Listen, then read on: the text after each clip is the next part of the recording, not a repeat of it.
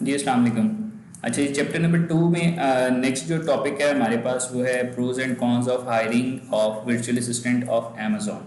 अब इसके अंदर पहले हम लोग जो चीज़ें डिस्कस कर चुके हैं कि अमेज़ॉन सेलर सेंट्रल के हवाले से, वर्चुअल असिस्टेंट के हवाले से और बिजनेस जो टाइप्स हैं अमेज़ॉन की। तो वर्चुअल असिस्टेंट जो अमेज़ॉन के हवाले से कोई भी अमेज़ॉन सेलर सेंट्रल के लिए सेलर जो है वो हायर करता है, उसके कुछ फ़ायदे भी हैं, कुछ नुकसान भी हैं। अब इसमें फ़ायदों की अगर आप बात करें तो उसमें ये हमने फ़ायदे पहले डिस्कस भी किए हैं कि जो सेलर है उसके सर से बर्डन कम हो जाता है। ठीक है, रिस्पॉन्सिबिलिटीज़ वो वर्चुअल असिस्टेंट को दे देता है और वर्चुअल असिस्टेंट जो होता है वो सारे की सारी चीज़ों को मैनेज कर रहा होता है। ठीक है, क्योंकि उसने अपने असिस्टेंट के तौर पे वर्चुअल असिस्टेंट को हायर किया हुआ है।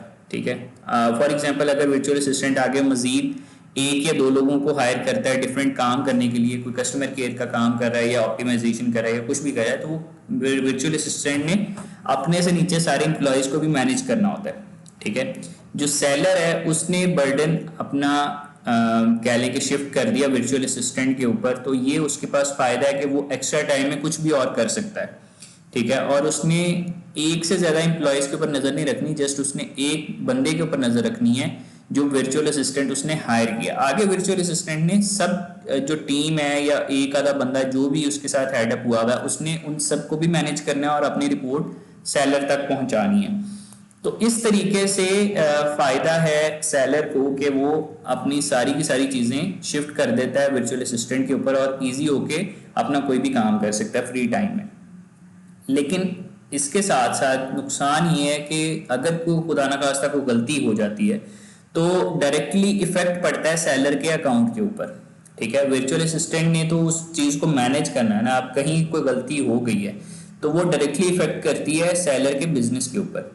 तो इस तरीके के कुछ नुकसान होते हैं। अब pros and cons of hiring of virtual assistant of Amazon के हवाले से ये जो टॉपिक है इसको हम डिस्कस कर लेते हैं। इन जनरल मैंने आपको थोड़ा सा गाइड कर दिया, अब इसमें इस टॉपिक के अंदर क्या है इसको डिस्कस कर लेते हैं। Virtual assistants and in general outsourcing portion of your business generally is not great. Pros की अगर आप बात करें, it frees your time, मतलब आपके पास फ्री टाइम आ जाता है सेलर के पास और वो कुछ भी काम मजीद कर सकता है। ठीक है, जैसे हमने पहले भी डिस्कस किया कि अगर उसने वर्चुअल असिस्टेंट हायर किया है तो उसके पास टाइम फ्री है, वो कुछ भी कर ले उस फ्री टाइम के अंदर। अब कॉन्स में बात करें तो any mistake that a virtual assistant makes ultimately fall on you to fix. मतलब एज ए सेलर अगर आप काम कर रहे हैं या आपका क्लाइंट काम कर रहा है तो वर्चुअल असिस्टेंट की गलती डायरेक्टली उसके बिजनेस को इफेक्ट करती है और आपको वो फिक्स करना पड़ती है, क्योंकि आपका वो काम है या सेलर का काम है।